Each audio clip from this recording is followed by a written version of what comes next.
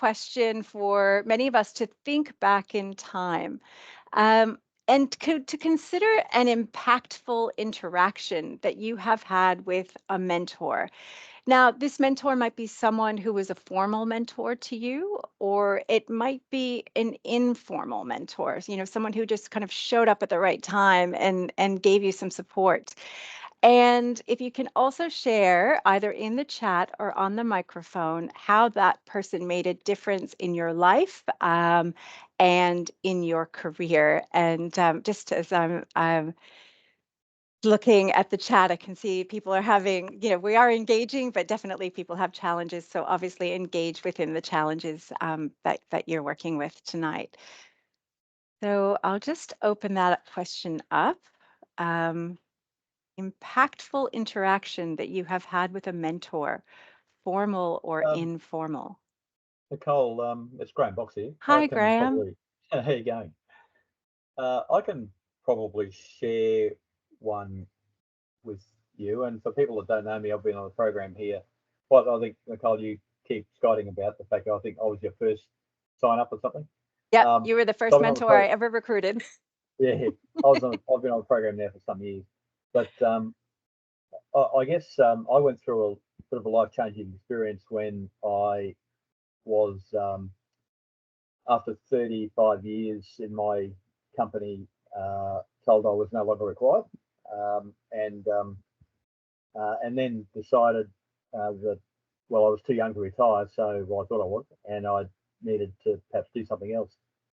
Um, and I recall reaching out to a gentleman who was a well-known board member around town, and had been CEO to a number of sort of mid-tier to both unlisted and listed companies. And I reached out to him and just told him what had happened. And his first comment, now he was about to jump on a plane and fly to Scotland to do a trek across Scotland, and he was doing it with his wife that night. Not bad for a 70-year-old, but he said to me, "We I'm on a plane tonight. Let's have a coffee." And I said, "Well, mate, you're pretty busy. Yeah, how can be?" He said, "No, it doesn't matter. Just let's have a coffee." So I considered this gentleman a bit of a career coach and mentor to me for circa 10 years, I guess. And he'd helped me out a lot, and he had no hesitation in dropping what he needed to do because I was in need. So we caught up. Um, he essentially helped me rationalise why I was, in fact, the first one out of a 500 person reduction in staff numbers in this company. I was number one. I knew that, and that I was number one. He helped me rationalise why I was number one. Right, and I suppose what that did for me is it gave me some confidence that that there was a reason behind it, and he helped me balance, I guess, some of my disillusionment and to be quite frank, some anger, um, uh, and and help me think about the future rather than the past, and help me consider that the experiences that I had over 35 years in the organisation set me up for probably a different life going forward and probably a better life. And I remember back at that, and I actually have never looked back. 10 years now. This is my 10th years in private consulting. Um, I'm earning a lot more than what I was when I was, working for the man, and enjoying a lot more. And I've got no staff to deal with. Um, so my life did change, and I absolutely firmly put that back to the advice and the time that I think he gave me, so very in a very selfless manner.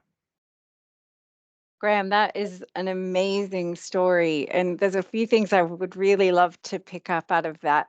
So, Hmm. one thing that really struck me is, that's a low moment. You're in, a really low moment, and someone can, often when we're in those low moments, people don't necessarily want to come and support us. They're a Yeah, little bit afraid of engaging in that space.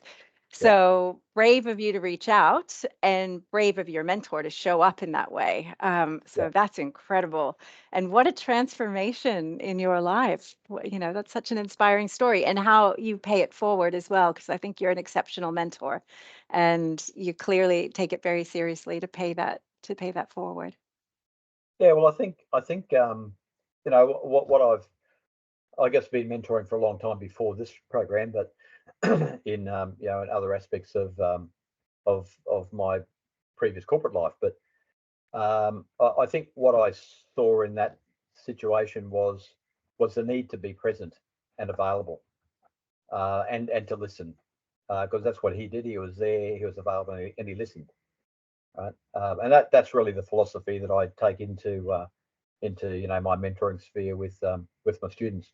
Yeah, my relationship with the lady I've got at the moment, Anisha, is outstanding. It's you know I'm getting a lot out of it, so is she. Oh, that's amazing. And I couldn't have asked for a better setup for the content for tonight. So thank you also for that. There's some beautiful things coming through the chat as well. And I just want to shout out to Sophia around, having a mentor that changed the way that she viewed the world. That's actually quite an amazing testimony. And Emily's story around what we call in the career space job crafting, and having the support of a manager to job craft a role for herself. So these are some wonderful, wonderful stories. So please keep them coming. Um, as we, keep sharing our stories in the chat, I just want to dive into a little bit about career well-being. And so when we think about career well-being, there's really three main ingredients that we need in order for us to be experiencing career well-being. And career well-being is quite important. When we think about well-being, we can think about a lot of different dimensions of well-being. We've got our physical well-being and our mental well-being and our spiritual well-being. Our career well-being is quite important because if we are experiencing a state of flourishing and well being in our career, we're more likely to be experiencing well being overall. So, if we can get the career well being correct, a lot of other things in our life will start to fall into place. And this is quite important. So, mentors can have a profound impact on career well being. And so, the first thing we need is this positive view of career. So, we need to feel like we've got what we need to move forward. We can see a future in this job.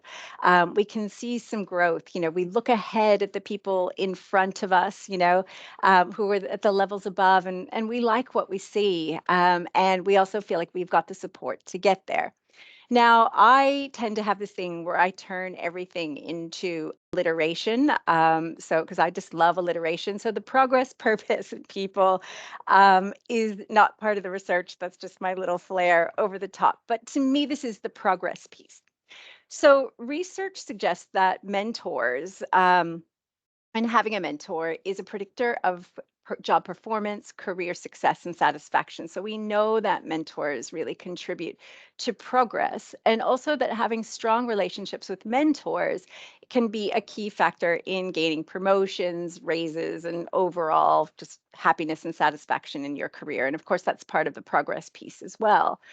When we look at the purpose and the people piece, it's really where mentors can gain a lot of traction toward well-being, because mentors often really help us find meaning through helping us clarify and establish our professional identity, through connecting to really enriching networks. And so these are the really important people and purpose dimensions.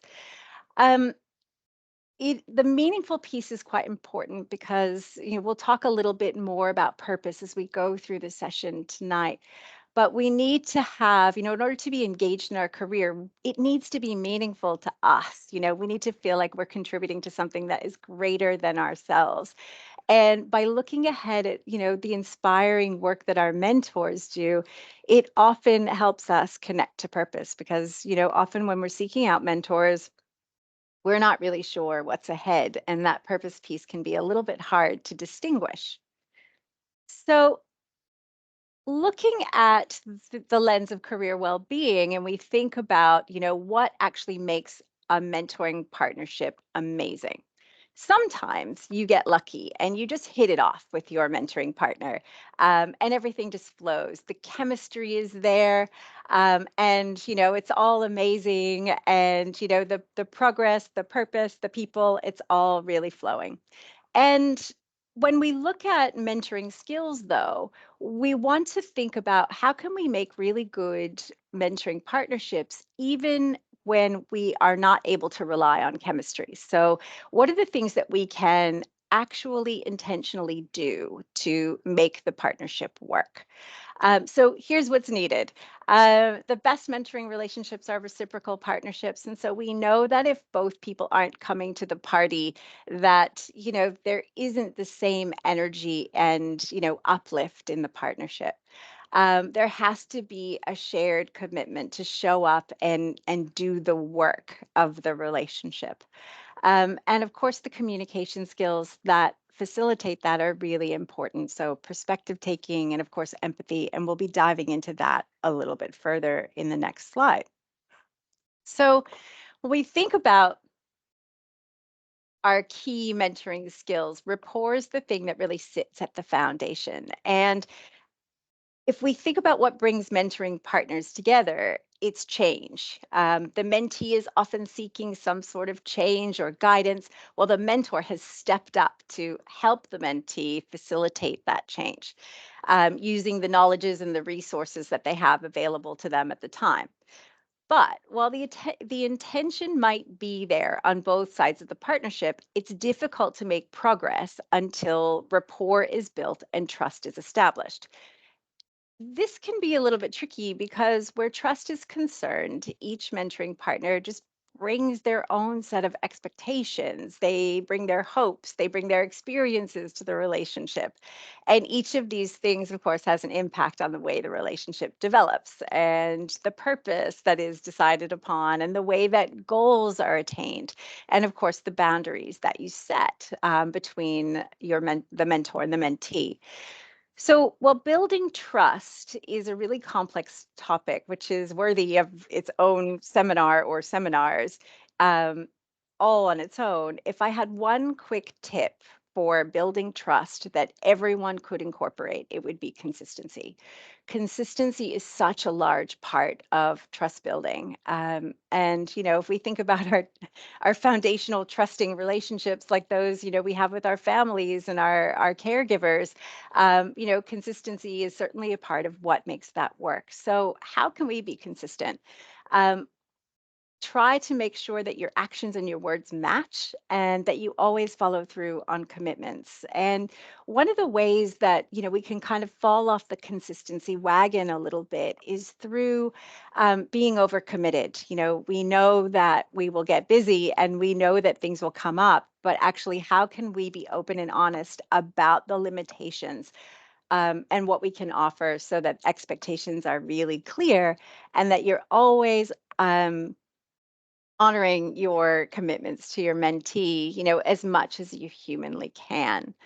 And I think, if we can do that, then we're really well on the road to building trust just through that simple act by itself. The other thing I really want to raise with this particular slide, and this is where it was beautifully set up, thank you so much, is to make this genuine effort to look through the lens of your mentoring partner's experience. So that simple act of really making the effort to understand your mentoring partner has the effect of dampening our judgmental impulses. And, judgment is quite an interesting thing because, a lot of times in our work, we're really forced, encouraged, in our efforts toward productivity, we're encouraged to judge, we're encouraged to categorize, to think fast, good, bad, yes, no, very quickly. Um, but when we're mentoring, obviously we need to do the opposite. And so to really drop into that shared space, to make the effort to see the problem through your mentoring partner's eyes, this can create feelings of safety and certainly can help fuel authenticity. So all of these three things I think so important to the process of building rapport.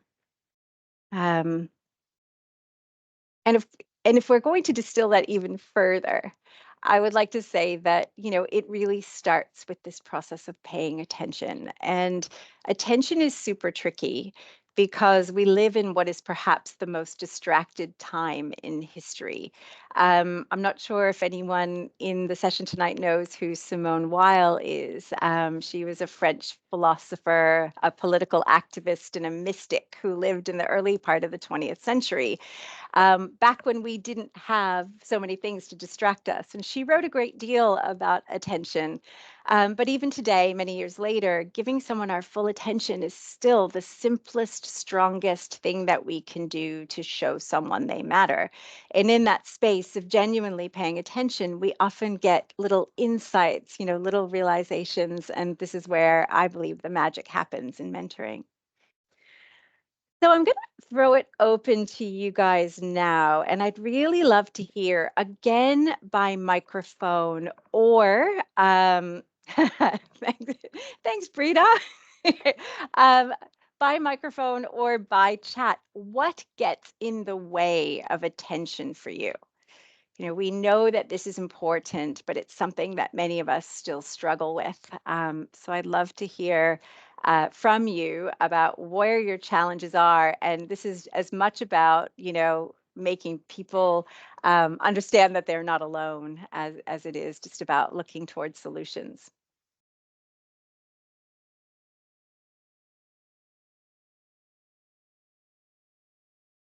Family commitments, Pavitra. It's a big one.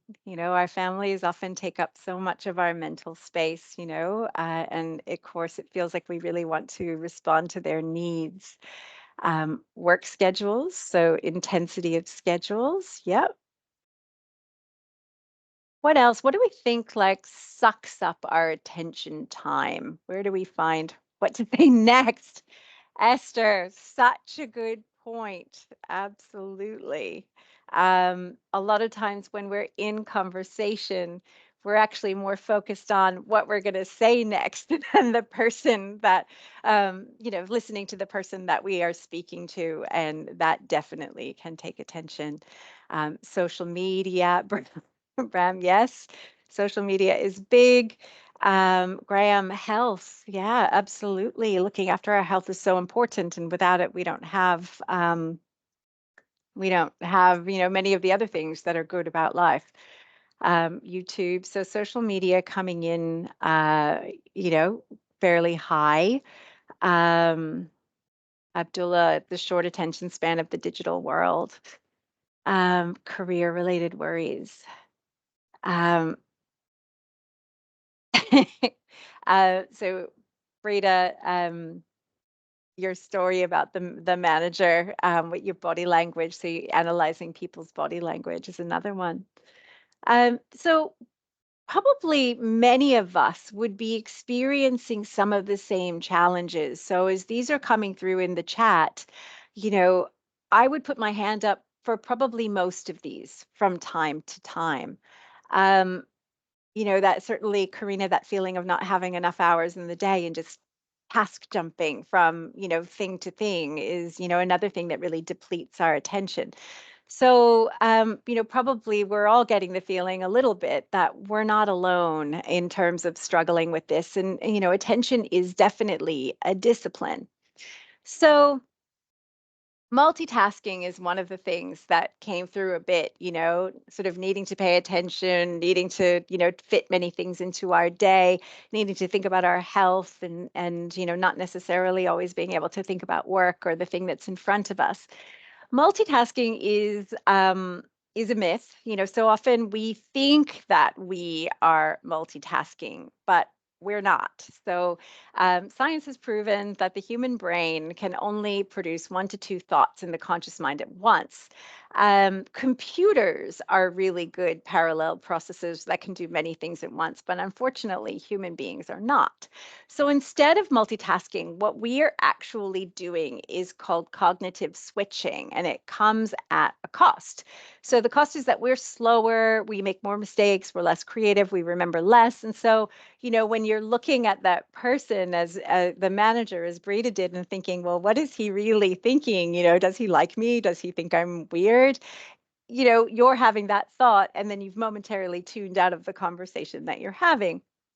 And so one of the practices that I have started to bring in to my own life is to notice when I tune out and to also be honest when I tune out. So if I am in a meeting with you, a thing that you might hear me say is, "I'm so sorry, my mind just wandered for a moment there. Can you just recap that? This is what I heard. What did I miss?"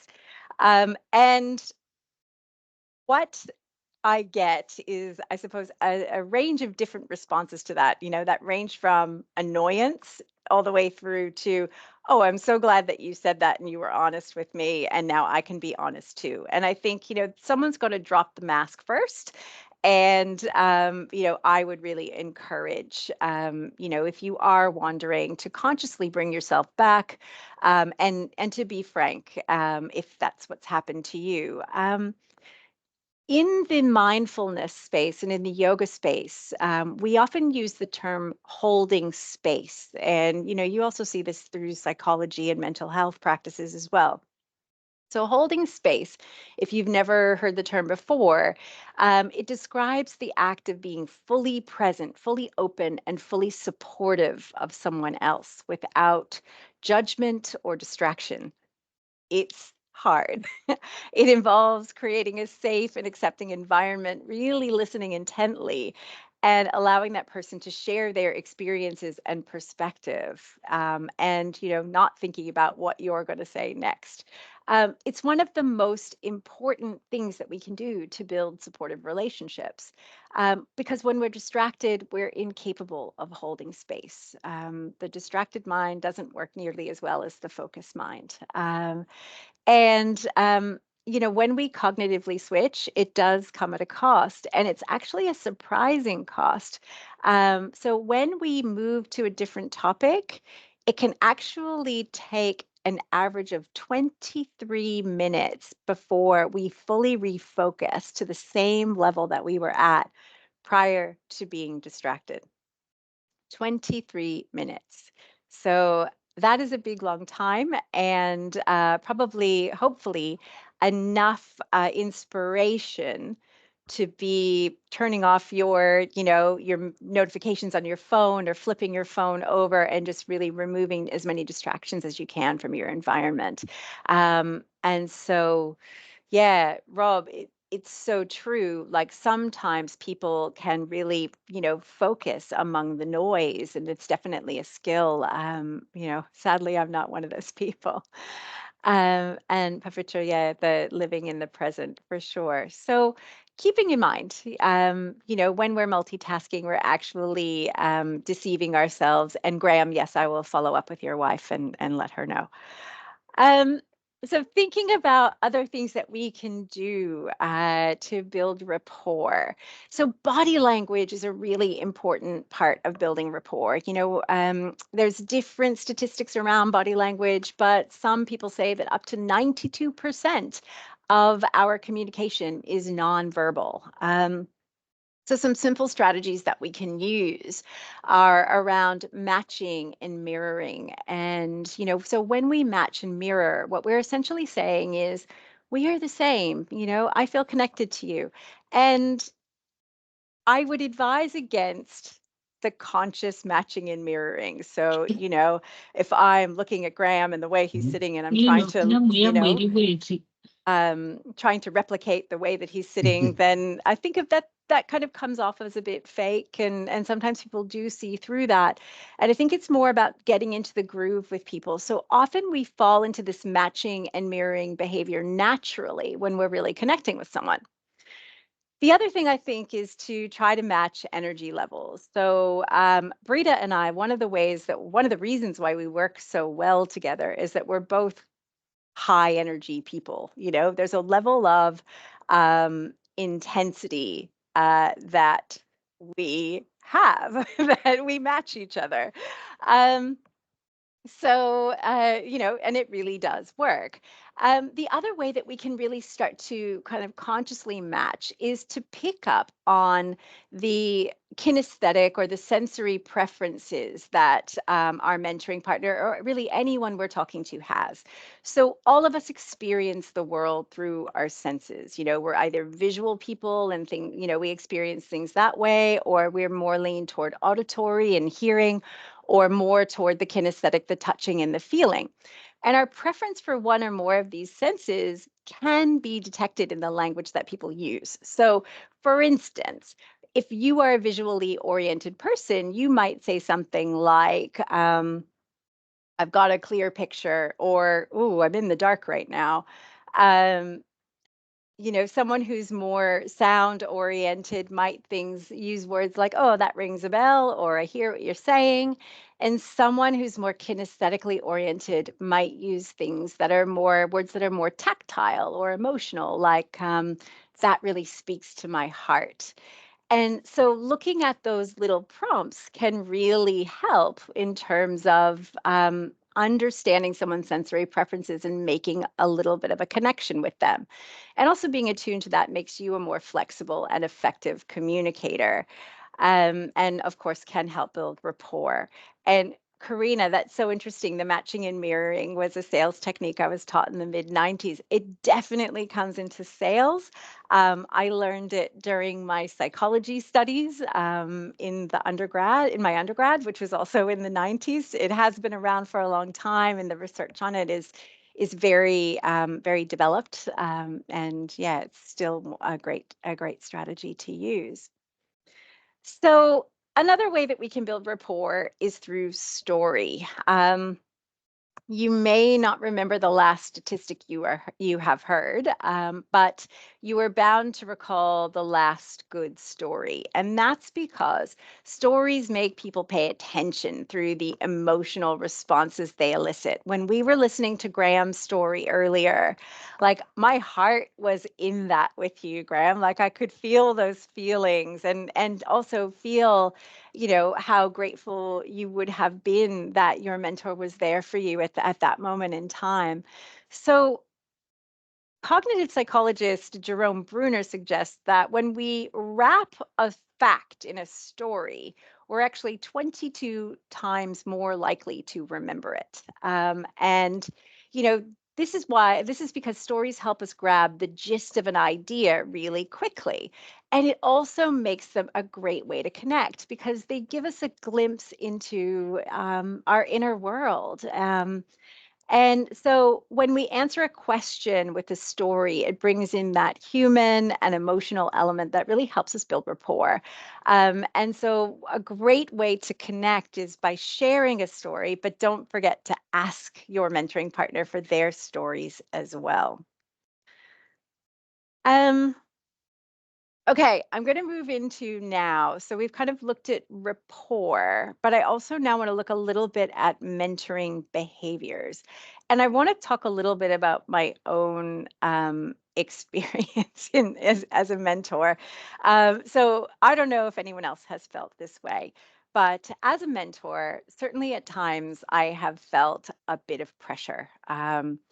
I work with a wide variety of students, many not in disciplines that are related to mine, but more people who are really looking for, often people who are looking for that bit of career support and career guidance. So I'm coming at mentoring with that expertise. And I often, at times, have to stop myself from feeling like I need to have all the answers. So as mentors, we can feel that bit of pressure. Um, and I have to remind myself that it's often the case that people coming to us for guidance have the answers already, but just need that little bit of confidence to back themselves. So when I look at, how am I communicating with my mentee, I'm thinking a lot of, oh, am I doing push behaviors? And, sometimes I am. People are asking me for advice and I will give it. But we also want to pull in some different kinds of behaviors in mentoring. So the push behaviors is a really traditional model, and probably all of us have had mentors who have supported us in this way from time to time. it's a great way to give support, but what it does lead to is what Belrose Reagans calls the Yoda model of mentoring. So the mentor is older, they select a protege and teaches the protege to essentially follow in their footsteps. Now, Yoda, if you are familiar with the Star Wars series, crops up in many places in the Star Wars series, and his cryptic wisdom comes in handy at many, many points. He even returns from the dead to provide mentoring advice to his proteges. Now, that is sincere mentoring pressure, so something obviously that we would probably like to avoid. Um, so instead, what we want to try to do, or in addition, what we want to try to do is use our push muscles. And instead of having all of the answers, we can really use our pull muscles rather, to listen, to ask really good questions, to amplify our mentees' strengths, and to empower them to overcome challenges. Um, and so this really, again, calls on our listening skills and our questioning skills so that we can surface these strengths. Because sometimes, um, we might have really incredible strengths, but they're not always visible to us. And so our role as mentors, it's definitely something that we want to try to raise to the surface a bit. So I think that Google has a lot to answer for, as so many of us have lost the art of asking questions. You can type any half-baked thing into a browser tab and get something coherent back, or even better, just ask ChatGPT to generate you a list of questions or generate you, advice on the topic that you need. So if you're one of those people where in the moment questions can be difficult to articulate, um, these prompts might help. So some questions that we might ask to kind of get the discussion starting in mentoring, could look like the ones on the slide here. Now, I'm really curious and I want to throw out to our mentors and our mentees, what's your favorite question that you like to ask in mentoring? And also, mentees, what was a question that your mentor asked you that really got you thinking? And again, we can chat, but we can also turn on our microphones, turn on our cameras, and speak to one another.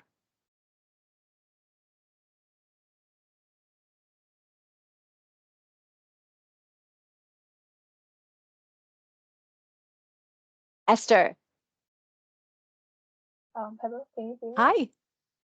All right. So I think for me, the question that I meant my mentor asked me was what like, so what do you think right now you can do, and what's like your goal? What are your goals or your career goals? I think I like that question because it kind of gave me a space to be able to express what I think and how I Mm, would like my career journey to be. And then when she knew what I was, some like the ideas that I had, and then we were able to start discussing.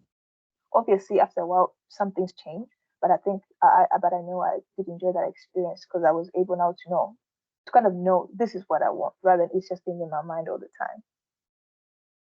that's a great observation. Thank you for sharing that, Esther. And there's some great questions coming through in the chat as well. Please keep them coming. There's some wonderful prompts.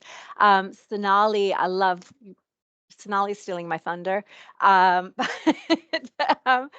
this is amazing because there's so much good practice in this group. And I just really, more than me talking to you, I really would love for you to talk to each other, and to share that practice, and inspire each other.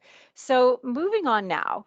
we'll just jump into purpose a little bit. So, rapport we can think of as kind of the foundation of the mentoring relationship, but purpose sets the direction.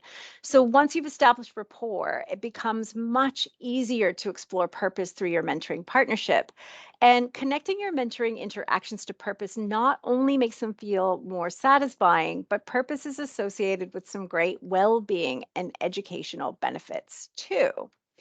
So, when we are thinking about purpose and how to clarify purpose, we also first want to think about well-being. So, where is the well-being at in with this person that we're talking to? Because well-being really underpins our ability to work toward purpose. Because as human beings, we have a hierarchy of needs, and if things are not working well in one area of our lives, it's very hard for us to divert our brains away from that, until that one is solved. And then we can start to look at some of the other, challenges and start to set goals. It's also important to understand that purpose is a process. We see a lot of discussions around purpose where someone gets, a lightning bolt from the blue and they know what their purpose is, but often it doesn't work that way. Purpose is a lot of inputs over a long period of time, and is constantly being distilled. Mentors are amazing vehicles for surfacing purpose in people, as well as, mindfulness practices, self-compassion, and really tuning into our body and the inner workings of our brain. Um, when we think purpose, we often think grand vision for our lives, but it doesn't necessarily have to be that way. Sometimes a purpose is just to find a way through, to overcome a challenge, to get to the next stage. In the mentoring context, the tool that we use for purpose is our learning objectives. So these are the steps on the path, that our purpose is not summarized in a goal or a learning objective, but that collectively these goals work toward a larger purpose. And of course, it starts with attention as well. So just like rapport, purpose also begins with attention, because in order for change to happen, the present situation first has to be acknowledged. I'll just go back to Graham's example where he said, of all of the people that were let go, I was the first one to go. And so it sounded like a big part of your moving to the next stage was seeing that, was understanding the why, and then moving forward from that. And, this is one reason why mentoring can be so powerful, because we get that set of trusted eyes, and it really has the power to change where we focus our attention. For example, just like in the work context, we used to focus mostly on productivity and getting more and more out of people. And as the world that we live in has become more complex, we've really had to change our focus to people, because without, making sure that people are functioning well, there will be no productivity. And so when we get that outside view, it often helps us find new solutions, to look at things in new ways, and certainly helps us grow. So, purpose is just as much about attention as rapport is. And the other thing about paying attention around this purpose discussion, and Sonali, this brings me to your great question around, what about this goal is exciting for you, and tell me more.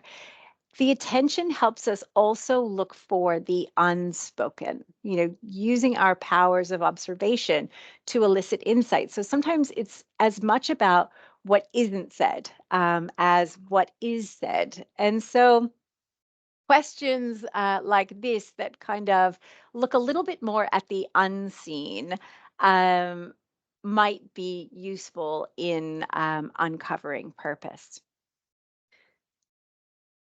And there is a set of questions that can be surprisingly unhelpful. So, purpose has often been called, finding your why is one of the things we hear a lot in the career space. But why questions can be surprisingly unhelpful for surfacing purpose. And why really slows down the process because it tends to focus on the past, where the solutions are either in the present or in the future. And they invite people to like really dig in and analyze situations, which is sometimes helpful, but generally not in moving our lives forward. It's more the domain, I suppose, of the counseling space is to look at those, those deep motivations. However, why questions do work really well when they focus on values. So I've just thrown in there some values focused why questions. The first one of these, Sonali articulated beautifully, like, why does this matter to you? So this allows you to tap into your values and really get the conversation moving toward goals. So I'm just throwing this in here because I know we have some amazingly good listeners and people who are such amazing mentors in this group tonight. Just as a refresher on the active listening skills. So each of these skills is a bit like a muscle that we need to exercise again and again, and do what we can to minimize distraction and to focus fully on the other person. And so, with that, I really want to move into the last chunk of our session tonight and to really look at how we can set meaningful goals. So, we've got our rapport working, we've connected with purpose, and we're now on to taking some action. So, this is sometimes where the challenge can really set in for people, which is interesting because you'd kind of think that this would be the easy part. But often, when I ask people in careers appointments or, in my private practice to say, hey, what are your goals? I often get a lot of blank stares. We go, oh, I don't know. There's something like that's not really very well defined there. They want change, but they're not sure what kind of change. And one of the reasons why I think this is hard is that we set a goal. When we set a goal, we have to confirm to ourselves that this is actually something that we authentically want. And that's a big commitment to make. Um, and it also can be hard to cut through some of the societal programming about what other people think that we should want and what others expect of us. So, in order to set really good goals, we have to listen to ourselves really deeply so that we can set goals for ourselves that really resonate and things that will stick. So, um, I've got a few little quick tips for you on the slide. So the best goals, of course, align with our values and strengths. So, they're things that feel authentic for us. They don't have to be SMART goals. I would encourage you to write your goals down because you are more likely to achieve them. And even more powerful than that is to share them with someone who will keep you accountable. So, looking at some goal setting models, there are lots out there, and this is just a small selection. So, if you Google goal setting models, you will find, dozens and dozens of these. SMART goals tend to be the one we hear about the most. They're very popular, but for many people, they can actually demotivate. Because they're kind of all or nothing. You either achieve the goal or you don't. And if you don't, someone put the thumbs up to them being demotivating, and I can't see who. You achieve them or you don't. So if you don't, you can kind of go on to the next goal going, oh, well, I didn't get that one. Am I bound to get the next one? So it's important to find a goal setting model that really speaks to you and reflects the way that you think. And I just want to throw it out again to the group. Does anyone have an approach to goal setting that they would like to share? Chat or microphone. SMART goals are used to design research. Yep. So Pravitra, do you find they resonate with you? You like a good SMART goal? Hi, my name is Sophia, Hi. and this is what I learned from my mentor. His name is Graham. That these goals, you think of it as baking a cake, and there are steps in order to achieve the perfect cake. And in order to achieve your goals, you have to plan out all of your little steps, and go step by step and do not skip over anything, because sometimes people just look at the end result and not take the necessary steps to get there, and that's how they get lost. So you always have to take those steps and go one by one, and then the more you do it, the closer you will be to the goal, and um, then it'll become more clear and more visible. So yeah, that's my thing. Sophia, that's fantastic. I love that comparison. Um, Eves, it looks like your hand is up. Yeah, thank you. I don't know if this works for very people. Thank you, by the way. I'm in Mount Perry right now doing my internship from Griffith Industry Mentoring Program, and that was awesome. So, Fantastic. so I try to integrate grow goals and smart goals. But this is how I do it. Tell me if it's right, but like I feel like it's been working. So I Mm-hmm. set a goal that I want, and of course look at the reality, if it's something that I can pursue. And when it comes to options, then options I evaluate them using smart goals. Then like trying to weigh my options, I use smart measures to see which options I can pursue. Then smart measures that are applied to the options I have picked up tell me the way to go. So that's normally how I do it, and it's been working. I don't know. That's fantastic. It's a really interesting approach. Now I think there was somebody else that had their hand up, or no, it looks like they've taken it down. So thank you for sharing. Oh, Ran, did you want to make a comment? Um, Hi Nicole, hi Rita, hi Hi. everyone. Yes, there's an article that I recently read on LinkedIn. It's from Jim Wright, and it's like a different approach on understanding our career goals. Like before, we are used to consider like setting smart goals, but in his article, he mentioned that effective career plans must allow for them to be revised, abandoned, paused, copied, promoted, or even revived, given that we are living in a precarious like career environment. There are people like being laid off, changes in organizations, like another opportunity comes up, and then that somehow change in a way our career trajectories. So after reading that, wow, there's a different approach to setting goals or like approaching our goals. Ran, that's amazing, and I think it links really well to the next to the next piece of the session. So thank you so much for raising it. It's so relevant for this group as well. Um, Okay, so another model that is getting quite a bit of traction recently is something called a fuzzy goal or an open goal, and it's very much as Rand described. We change it, we iterate it, we toss it out, and we adjust our strategy as needed.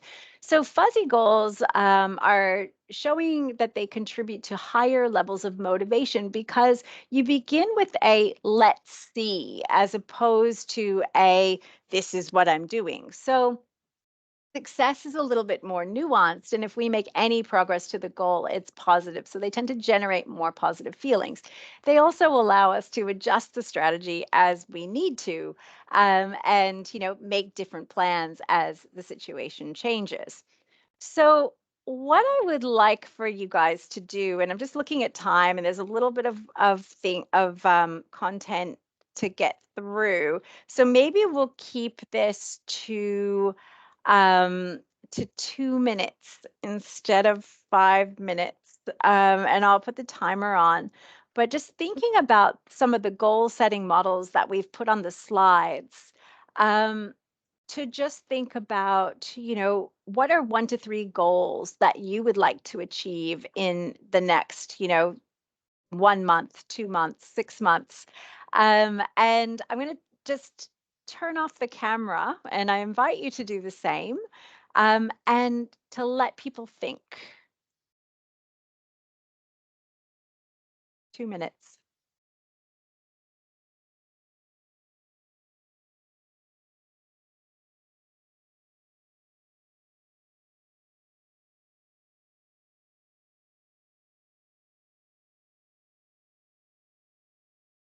Mhm.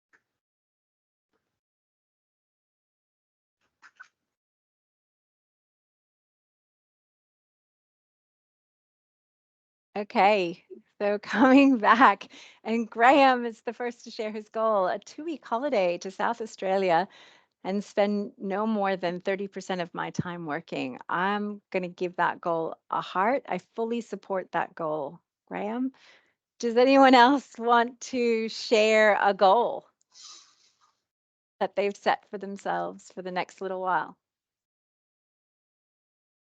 And you can speak it or you can type it.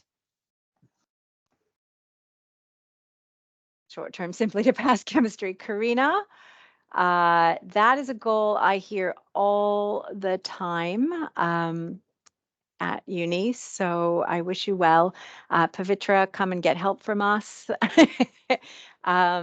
I can't help you with your thesis, though. I'm sorry. So the resume is where I draw the line.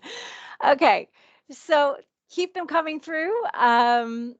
And we'll just wrap up a little bit, but it's great to see these goals coming through.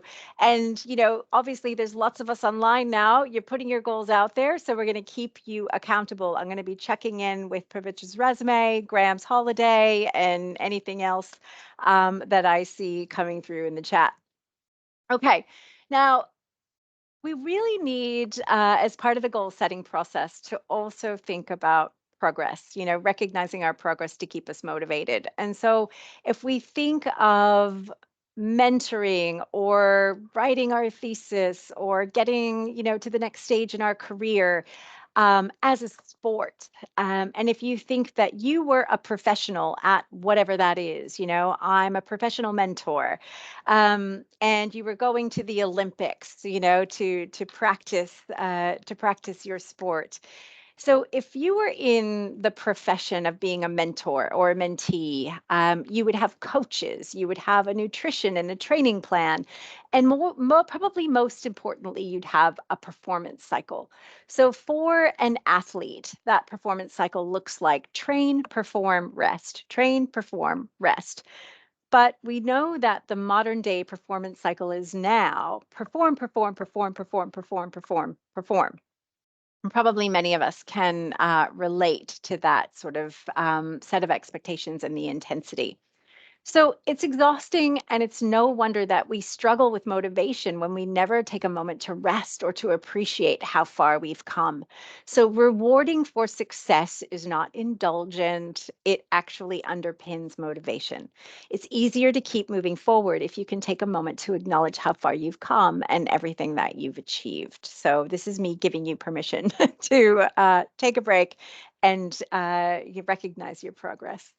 Um, The last thing that we need for our mentoring relationships to function well is boundaries. So, um, boundaries in simple terms, according to the work of Brene Brown, that many of us would be familiar with, is what is okay and what is not okay. Research has shown that most people do not have the skills to set boundaries, and this is unfortunate, as it's a key skill that kind of underpins the assumption of positive intent, or that ability for us to believe that everyone is just doing the best that they can. So if we start with the belief that people are doing the best they can, then our strategies about how we support them start to evolve. So instead of pushing them and focusing on the problems, we really lean in a bit more and we assess their strengths and we think about how they can operate in alignment with them. So, clear boundaries, guidelines, and expectations are actually support engagement, because no one is second guessing what is expected from them, because second guessing is draining. It's draining on our well being and it's draining on our productivity as well. Now, in the mentoring partnership, there's a few kinds of boundaries which are helpful. So, time boundaries is one, like I have set aside an hour for our meeting today. What would you like to focus on? Would be a way to articulate that boundary. Contact boundaries. I'm happy for you to contact me via email with any questions that arise between our sessions, but it may take me a day or two to get back to you.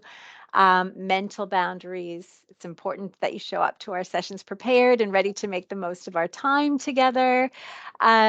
Importantly, it's crucial for us to think about and really reflect on our own boundaries, like where we are stretched too far, where we are not being heard, because in the same way that others are doing their best, so are we. Um, and boundaries is another one of those topics which actually you could have a whole seminar on boundaries, and indeed whole books have been written about it. But there it is, very, very briefly, very surface discussion. So some final tips and tricks, and so this is a little bit of a summary. I won't read these out because we've gone through them today, except for the last one, which is to ask for help when you need it. Brita and I are always here to help. We're always here to have a chat. There is deep mentoring expertise in the program, and I've seen people call upon that expertise many times over my years in the IMP. So let us know if and when you need some support. I'll open it now up to any questions. Does anyone have anything that they would like to share, comment, ask? Nicole, it's Graham again. Hi. Yeah. Thanks. That was a great session as usual. So thanks to you and Brita for putting that on. I guess I'd just like to share one other thing that was sort of floating through my mind. With my current mentee, she's doing Masters of Supply Chain Management. I took the opportunity recently to introduce her to a supply chain professional working in a fairly large corporate.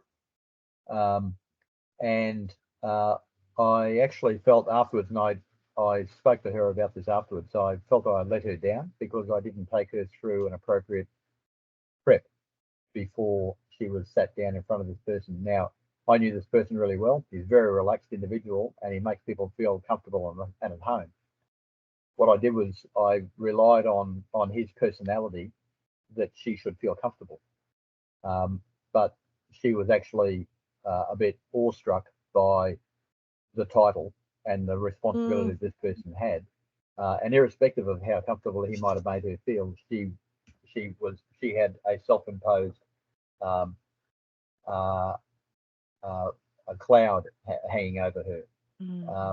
And so she felt as though, and she recognised that she didn't perform terribly well in terms of the engagement.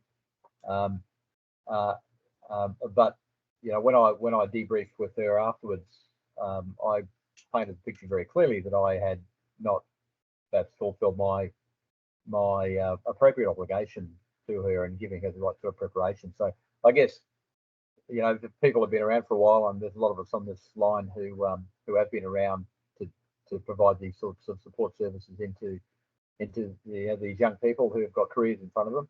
We can always learn ourselves, even at sort of our age and time of life, that we can always do things better. So yeah, just thought I'd share that with the group.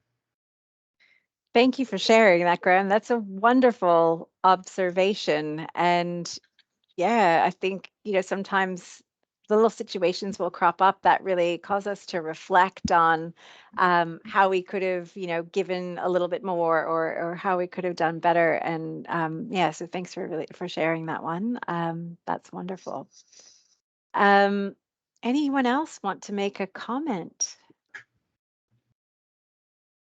Rob mentioned in the chat, reaching out to Breda and Nicole if you have concerns about the well-being of the mentee. This is thank you, Rob, for bringing it up, and absolutely crucial. We definitely want to hear if you do come across those situations, because you quite often you form that connection with the student where they feel comfortable and safe to share situations with you and challenges that they're having. And we might not hear about them, even though you think we do. And we have so many, ourselves included, but we have so many support services and resources in the university that can assist students that are struggling with a variety of reasons. So please make sure our doors, our phones are always open to hearing those stories. 100%. And thank you for raising it, Rob, because there's, it's tough out there for a lot of people, and it's important that that people can access support, and we do have a lot of links into support that that our mentees may not be aware of. Okay, does anyone else have anything that they would like to comment or question? All right, well, we might then leave it there. Thank you so much for being with us this evening. We hope you found the session useful. Oh, there's a couple of things. Emily's popped in. Great suggestion, Emily. Thank you. I hope that that students in the chat are able to read that, and obviously anything that's been put in the chat is part of our recording. Thank you so much, all of you, for being here tonight. Wish you a lovely long weekend, if that is what's unfolding for you in the next few days, and look forward to working with all of you as we progress through the mentoring year. Thank you so much. Bye. Wait. Sorry. Nicole's just busy to start her long weekend. I'm not starting a long weekend. She's out the door. She won't be back until Tuesday. Anyway, before we leave, I first of all want to thank Nicole most sincerely for this presentation. Nicole, I found it gripping, riveting, amazing. I know you did this before for an external body, and I've had a couple of mentors who've come to me and said they were in the audience and they found it so enjoyable. I really did. I did WhatsApp our own friends group, and I just said, I am fanning Nicole. She is amazing. The wisdom and knowledge that you share, that our community have because of you, is incredible. So first of all, I just want to say that. Now, secondly, Nicole and I are always trying to add and bring new value to the program. And one thing our students in particular have been asking for is a little bit more connection throughout the session. So unfortunately, we can't always do these in person.